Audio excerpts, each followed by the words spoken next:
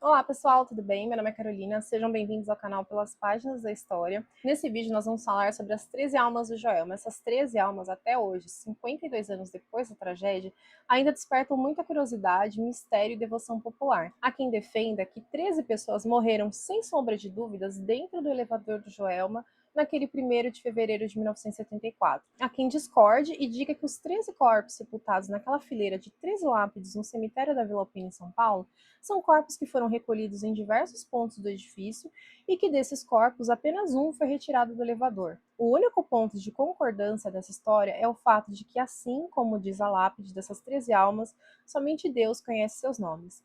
Porque ainda hoje, 52 anos depois, nenhuma família reclamou esses 13 corpos, aumentando ainda mais o mistério. Quem são essas pessoas? Ninguém pode responder isso até hoje, mas o que podemos saber são as lendas e as crenças que essa história alimentou por mais de meio século. Isso por si só já seria um começo bem chocante para o episódio de hoje, mas essa história vai muito além. Mas antes de começarmos o vídeo, deixa eu explicar que nesse episódio eu vou falar somente sobre as 13 almas e que esse vídeo encerra uma trilogia sobre o Joelma. Então, se você ainda não viu os outros dois vídeos, eu vou deixar no box de descrição e nos cards do final do vídeo o link para você assistir os dois primeiros, onde eu conto no primeiro vídeo sobre a tragédia e como foi o processo de resgate, e no segundo vídeo eu conto sobre os relatos de assombração que envolvem o Joelma. Porque como vocês vão ver nesse vídeo, a história das 13 almas, ela precisa de um capítulo à parte. E se você está chegando aqui no canal pela primeira vez, eu também te convido a se inscrever, o canal é novo, eu estou postando vídeo toda semana, às vezes até 2 vídeos por semana, então sejam todos muito bem-vindos. Então se você gosta desse conteúdo sobre lendas urbanas e sobrenaturais, também gosta de ouvir e discutir sobre crimes reais,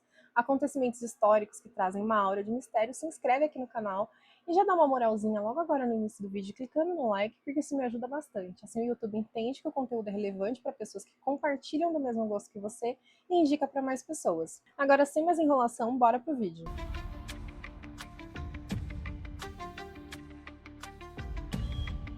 Bom, pessoal, nesse vídeo nós vamos entender um pouco mais sobre como 13 pessoas que morreram de uma forma bárbara no incêndio de Joelma se tornaram milagreiros de cemitério. Para quem não está familiarizado com o termo milagreiro ou santo de cemitério, ele caracteriza uma figura da religiosidade popular brasileira. Isso porque o imaginário popular acaba atribuindo um poder de intercessão divina a quem morreu muitas vezes de uma forma trágica ou injusta.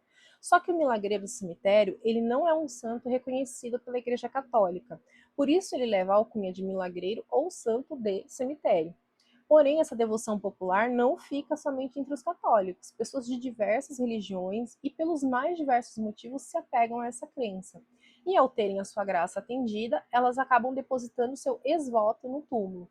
Ex-voto é o nome dado àquelas placas de agradecimento pela graça atendida e que às vezes você pode encontrar no cemitério com outros formatos, como faixas, medalhas, santinhos, entre outros formatos. Só que apesar dos milagreiros de cemitérios não serem reconhecidos pela Igreja Católica, o hábito de depositar um ex-voto ao ter uma graça atendida é sim uma prática católica oficial. Inclusive, no interior de São Paulo, na cidade de Aparecida do Norte, onde se encontra a Basílica da Nossa Senhora Aparecida, existe uma sala chamada Sala dos Milagres, e lá as pessoas depositam seu ex-voto de diversas formas. Você pode encontrar fotos, cartas de agradecimento, próteses, objetos, placas, só que nesse caso as promessas entregues ali são para santos católicos mesmo. Mas a dinâmica da devoção é a mesma. Inclusive, eu queria trazer informação para vocês de quantos santos de cemitério existem no Brasil, mas não consegui encontrar um censo oficial. Então, se você tem uma noção de mais ou menos quantos milagreiros de cemitério existem no Brasil, deixa aqui nos comentários, porque eu fiquei muito curiosa com essa informação. Eu sei que em São Paulo existem muitos milagreiros de cemitério. Em Santos, no litoral paulista, tem bastante também. Inclusive, eu vou fazer um vídeo sobre a Maria Féa, que foi a mulher que foi morta naquele crime horroroso, que ficou conhecido como o crime da mala, e ela foi sepultada em Santos, e lá as pessoas costumam depositar muitos ex-votos e fazer pedidos a ela também. Então, logo, logo eu vou trazer esse vídeo aqui para vocês. E dentre esses diversos milagreiros de cemitério, estão as 13 almas do Joelma, que é o nosso assunto de hoje. E essas 13 pessoas que foram vítimas do incêndio de Joelma, elas foram sepultadas todas juntas, enfileiradas no cemitério São Pedro, que fica no bairro da Vila Alpina, na zona leste de São Paulo. E existem algumas versões em relação à origem da lenda dessas 13 almas. A versão popularizada é de que no dia do incêndio, 13 pessoas buscando escapar do fogo, elas entram no elevador, porque durante um breve período o elevador ele manteve o funcionamento. Então, essas 13 pessoas acabam recorrendo, né, ao elevador no meio do desespero. Só que o elevador ele acaba parando, fechando e sem possibilidade de abrir, essas 13 pessoas acabam morrendo ali e o fogo acaba tomando conta de tudo, invadindo também o fosso do elevador. E ainda dentro do campo do reza a lenda, num último ato de desespero, essas pessoas teriam se abraçado e ali o calor e o fogo acabam encerrando a vida dessas 13 pessoas. E a lenda urbana diz que essas 13 pessoas ficaram irreconhecíveis, os corpos estavam fundidos, ou seja, eles estavam tão misturados que não era possível identificar nada a respeito daquelas pessoas. Mas foram encontrados 13 crânios, então sabia que ali morreram 13 pessoas. Porém, paralelo a essa crença popular, existe um livro chamado Fevereiro em Chamas, do autor Adriano Dolfi. Deixa eu mostrar aqui para vocês. É esse livro aqui. Chama Fevereiro em Chamas. Ele traz não só a história do Joelma, como também a história do edifício Andraus e do edifício Grande Avenida. E nesse livro, o autor Adriano Dolfi, ele fez um trabalho investigativo muito bom, muito longo. Ele passou mais de 15 anos fazendo essa investigação e ele coloca em xeque essa versão popularizada de que haveriam 13 pessoas no elevador. Ele acaba desconstruindo esse mito das 13 almas, porque ele analisa os laudos necroscópicos e o processo criminal. E, em primeiro lugar, não tinha um registro dentro do processo criminal de que 13 corpos carbonizados foram encontrados juntos dentro de um elevador. Isso já acende um holofote nessa questão. Só que o Adriano Dolfi, ele vai além na sua pesquisa. Quando ele analisa os laudos necroscópicos desses 13 sepultados sem nome, aparecem algumas incongruências. Por exemplo, de acordo com as pesquisas do Adriano Dolfi, algumas das pessoas sepultadas nas 13 lápides lá na Vila Alpina teriam ossos quebrados. Ah, Carol, mas e se o elevador despencou? Isso pode acontecer. Sim, sem sombra de dúvida, pode acontecer. Só que aí que tá, o elevador ele não teve os cabos rompidos, gente. Ele parou por uma pane e ele ficou travado no andar, ou seja, as pessoas que supostamente estariam lá dentro não quebrariam nenhum osso pelo fogo, concordam? Mas quem poderia ter os ossos quebrados no incêndio do Joelma? As pessoas que estavam justamente se atirando do parapeito. Na minha opinião, a pesquisa do Adriano Dolfi ela é quase irrefutável.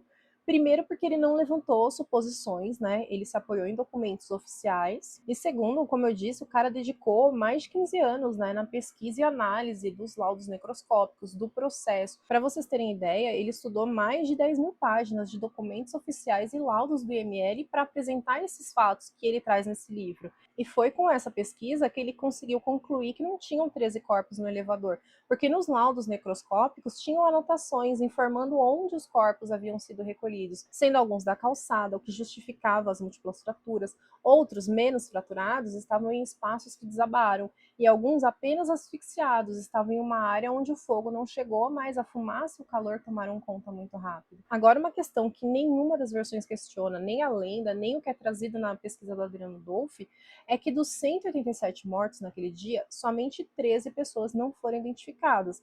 Agora, como de costume, vamos levantar uma reflexão. Vocês acham possível que 13 famílias simplesmente não foram atrás dos seus parentes? Porque, assim, as notícias sobre o incêndio do Joelma, elas foram transmitidas em veículos nacionais. Inclusive, no primeiro vídeo eu comento isso, que na época era transmitido um programa chamado A Hora do Brasil, e esse programa ele foi interrompido pela primeira vez na história para que desse mais espaço para as transmissões que estavam narrando sobre o incêndio do Joelma. Então, assim, a tragédia ela chegou em todos os cantos do Brasil, né? Emissoras de rádio e TV nacionais estavam transmitindo ao vivo o momento do resgate. Então é muito estranho pensar que a família não sabia que, né, que o seu familiar trabalhava ali, ou que 13 pessoas, coincidentemente, não tinham nenhum familiar, não tinham nenhum vínculo familiar. Então, assim, por que que 13 pessoas ficaram sem reconhecimento? Isso é um mistério até hoje, principalmente porque o Banco Crefsul, onde essas pessoas trabalhavam, era um dos bancos mais importantes da época. Então, é um pouco estranho, né, a pessoa trabalhar em um dos locais mais importantes do país naquele período e a família não saber. Porque uma coisa é, de repente, você enterrar o seu ente sem ter a certeza de que, de fato, é ele, por conta do estado do corpo, você acabar enterrando uma pessoa que você não consegue garantir que é o seu familiar, porque naquela época não tinha, por exemplo, exame de DNA.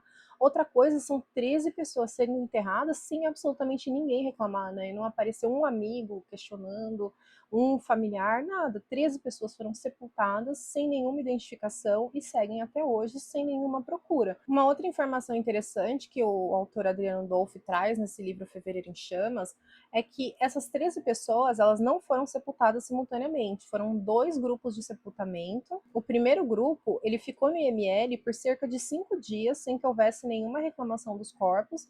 Então, esse primeiro grupo, com 7 corpos, foram sepultados no dia 6 de fevereiro, enquanto o segundo grupo de pessoas aguardou bastante tempo, foram cerca de 28 dias no IML e só foram sepultadas no dia 1º de março de 1974. E nesses 28 dias, mesmo sem ter nenhuma reclamação, né, pelos corpos, o IML solicitou para que todos os dentistas da capital e região metropolitana tentassem identificar aquelas vítimas, mas realmente não foi possível, nenhum dentista tinha registro daquelas vítimas, o que de repente pode levantar a hipótese de que essas 13 pessoas não eram do estado de São Paulo, poderiam ser de outras regiões do Brasil. E aí a gente pode refletir que seria uma coincidência absurda pensar que 13 pessoas foram encontradas dentro de um elevador e que nenhuma dessas 13 pessoas tinha familiar em São Paulo, e que as pessoas estavam em regiões remotas e que ninguém ficou sabendo. Só que, mais uma vez, quando a gente analisa a versão que é trazida pelo Adriano Dolphy, essa possibilidade de não terem familiares na região fica um pouco mais aceitável. Até porque tinham quase 800 pessoas no Joelma naquele dia. Então, se você racionalizar que 13 pessoas representam uma amostra de mais ou menos 1,6% de 800,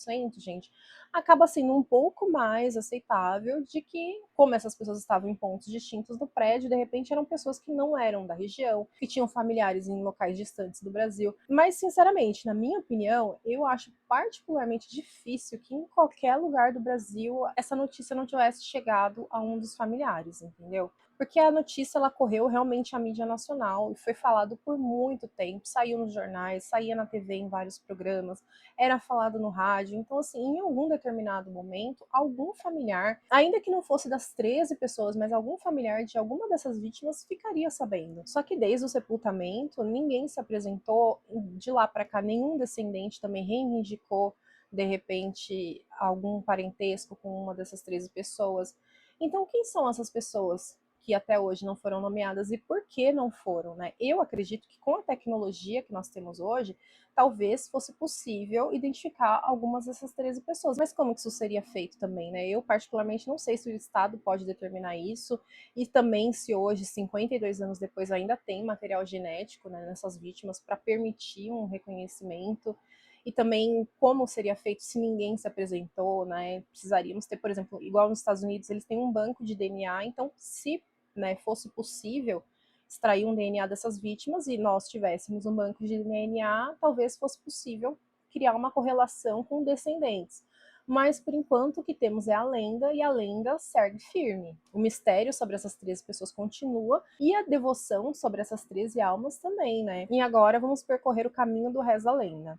Após o sepultamento dessas 13 vítimas não identificadas, durante alguns anos a população pareceu ter esquecido essa tragédia. Até que em 1980, os coveiros começaram a relatar picos de visitação toda segunda-feira. Isso porque na Igreja Católica, a segunda-feira é tradicionalmente dedicada ao Espírito Santo e às almas do purgatório. E de acordo com a lenda, a história de devoção sobre essas 13 almas tem início quando um coveiro chamado Vicente de Paula, pouco tempo depois do sepultamento, começou a ouvir pedidos de socorro e lamento. Desesperado, ele começou a percorrer os túmulos na proximidade, achando que de repente alguém recém-sepultado pudesse estar vivo. Eu imagino que não passou pela cabeça dele checar o túmulo imediatamente dos 13 sepultados do Joelma, até porque era óbvio que, pelo estado daquelas vítimas, caso o pedido de socorro fosse real, não estaria vindo das vítimas do Joelma. Porque por mais bizarro que seja, alguém pedir socorro do túmulo, infelizmente é possível, porque existe uma doença chamada catalepsia, onde a pessoa é dada como morta, né? E essa doença ela promove uma paralisação quase total dos sinais vitais. A catalepsia ela pode manter a pessoa inerte por horas, mas também pode durar dias. Então, embora seja uma doença muito rara, é uma doença real. E o coveiro ele estava fazendo exatamente o que deveria numa situação dessa, né? Ele estava ouvindo um pedido de socorro, então ele começou a percorrer ali, tentando identificar. E ele chegou a perguntar para algumas pessoas que estavam ali rezando em um túmulo se alguém estava ouvindo, ninguém estava ouvindo nada, e ele não conseguia identificar. E ele estava preocupado, percorrendo os túmulos mais novos, tentando identificar de onde vinham os barulhos, os pedidos de socorro, até que ele se dá conta que parecia não ser apenas uma voz, mas parecia um coro de lamento de várias pessoas. E talvez pela percepção auditiva ou por intuição, ele acaba indo mais próximo das 13 lápides das vítimas do Joelma e, de uma forma intuitiva, ele jogou água, né, em cima dessas lápides e as vozes se acalmaram. E é assim que começa a lenda. E de lá para cá, a devoção popular ela só aumentou, né? As pessoas pedem auxílio para essas 13 almas do Joelma e depois comparecem para depositar o seu exvoto, seja em forma de placa, de faixa ou adorno. E lá no cemitério da Vila Alpina, vocês encontram todo tipo de manifestação, das mais simples, né, escritas em papel e colada com durex, até as mais luxuosas, com mármore, com placas de metal, com entalhes em madeira. Enfim, a pessoa vai lá e deposita o seu agradecimento da melhor forma que ela consegue naquele momento. E até hoje, há quem acredite, seja muito devoto às 13 almas, também tem quem não bote um pingo de fé, mas é inquestionável que o fato da fé dessas pessoas, na intercessão dessas 13 almas, manteve viva a memória de 13 desconhecidos e esquecidos até pela própria família. E sobre a versão, né, oficial que confronta a lenda dessas 13 almas não terem sido encontradas no elevador, na minha opinião, acho que isso não muda nada em relação à devoção das pessoas, até porque fé é individual, né? O produto da fé, que é o milagre, ele é inexplicável, gente. Os mais céticos, né, podem chamar os milagres que são atribuídos às 13 almas de manifestação, de lei da atração, coincidência ou de absolutamente nada. Mas como a fé é algo muito particular, né, gente, as pessoas que têm a sua graça atendida, elas vão lá e continuam depositando a sua devoção. Bom, pessoal, espero que vocês tenham gostado do vídeo e mais uma vez eu convido vocês a se inscreverem no canal, ativar o sininho de notificação, deixar um like no vídeo e também comentar comigo o que você achou desse vídeo, se vocês já conheciam a história das 13 almas e também se vocês sabiam que tem uma versão oficial dos fatos. E para quem não assistiu as outras duas partes da história, eu vou deixar no link no box de descrição e também aqui nos cards, assim vocês ficam conhecendo a história do Edifício Joelma por completo. E mais uma vez, não esquece de dar um like, porque foi uma pesquisa bastante extensa, deu trabalho, então deixa um like, se inscreve no canal e até a próxima!